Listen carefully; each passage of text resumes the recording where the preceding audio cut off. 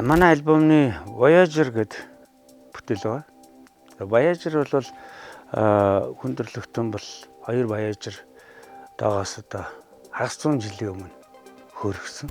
Хүн оюун ухаантай байгаа сансрыг эзэмших зорилгоор бүтээгээд их дэлхийгээс хамгийн хол явж байгаа. Тэр хөлөг дахиж хизээч энэ дэлхий рүү ирэхгүй улам цаашласаар л байгаа. Хэрэг тэр амьтай зүйл байсан бол бас их гонхтой гарал цаашгаа явж байгаа. Бас энэ сансар сонирхдаг энэ Voyager-ыг мэддэг сонирхдаг хүмүүст ч бас гонхтой байх тийм.